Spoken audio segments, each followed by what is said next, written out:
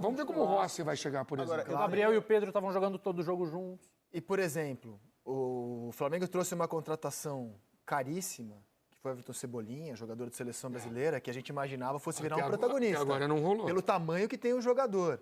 É um bom jogador, é um jogador que entra bem, mas não é um protagonista. Não, hoje é um bom reserva do Flamengo.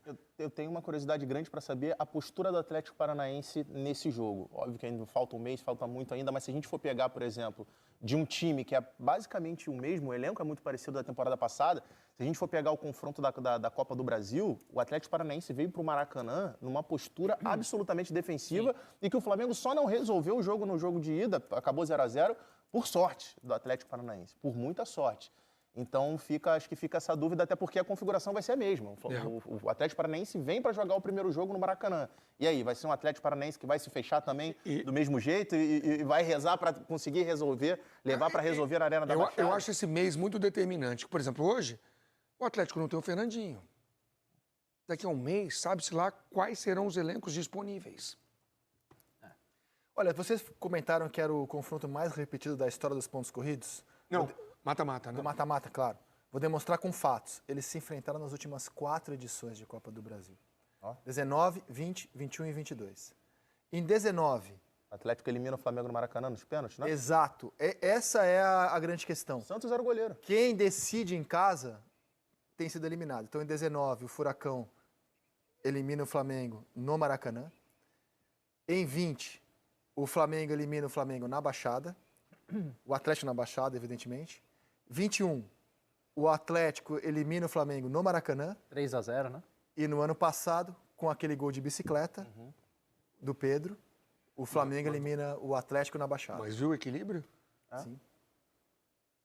E o próprio... Então, assim, esse própria grande... As últimas 4 edições, cara. A própria grande decisão recente... Assim, na próxima eu sugiro para a CBF que nesse complexo sistema de sorteio, número para cá, número para lá, pode para cá... 64 times, Atlético e Flamengo não podem se enfrentar. Não podem se enfrentar. Não chega, não dá, cara. Ou então já assume que eles vão se enfrentar e já deixa separado o confronto. Só se for na final. Isso a gente só coloca um de cada lado e fala, vai até a final. Se chegar, que os brasileiros só podiam se enfrentar na final?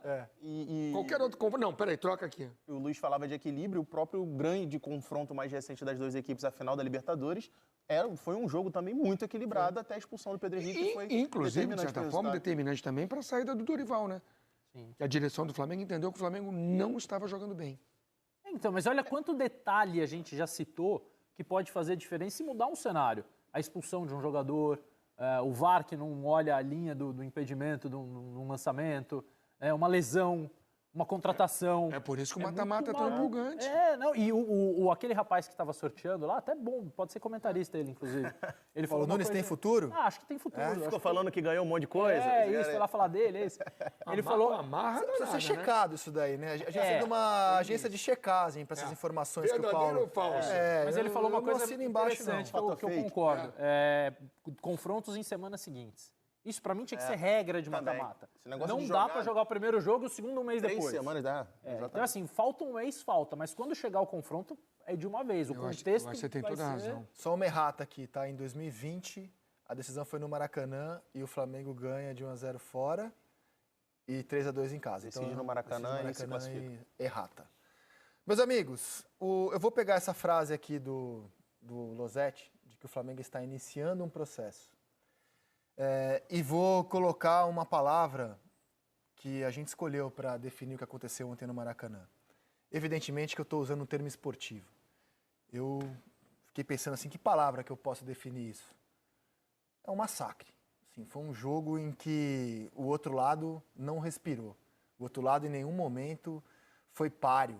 Foi um jogo muito díspare, os 4-1. O Luiz Carlos Júnior narrou a partida. Ele chegou a dizer aqui que no comecinho, nos 10 primeiros minutos, o Vasco até colocou a cabeça para fora da água. Mas é muito pouco, o jogo tem 90 minutos. Vamos rodar os melhores momentos do massacre, do banho. Usem a palavra que quiser. Mas é tudo nessa linha. Porque foi constrangedor para o Vasco ontem o que aconteceu no Maracanã, Luiz Carlos Júnior. Foi. Inclusive, no intervalo de jogo, olha só. Tivemos ali aquele iniciozinho, eu falei dos 10, 12, e aí o Flamengo começa. E a partir do momento que o Flamengo começa, ele constrói com muita facilidade o 4-0 do primeiro tempo. Olha só o espaço que os jogadores encontram, como o Flamengo trabalha com uma certa facilidade. Cara, o Vasco transformou o Flamengo no Manchester City ontem. Olha só, olha o espaço Olha aí, ó. que o Pulgar tem. Domina, aí o Galarza tenta chegar. Ele tem o gol na cara Você dele. não acha também que, além da qualidade, o Flamengo entrou em campo com a faca nos dentes? Eu acho que não. Não? Eu acho que o jogo foi se apresentando fácil. É? Eu acho que teve uma questão de postura. Eu achei faca nos dentes no primeiro jogo com o Fluminense. Algo que me chamou muita atenção. Desde o início do Campeonato Brasileiro, dia 15 de maio. Dia 15 de Abril, maio. né? Não, 15 de maio, se não me engano. Enfim, desde o início do Campeonato Brasileiro, da primeira rodada até aqui, o Recorte Vasco fez 9 jogos. O Flamengo fez 15 nesse período. E ontem a gente viu um Flamengo muito mais intenso fisicamente do que o Vasco. E, assim, isso para um time que tem uma carga de 6 jogos a menos é inadmissível. E quando a gente fala que intensidade... Ficou treinando 10 dias para esse jogo? E é interessante a gente falar que, assim, quando a gente fala de intensidade,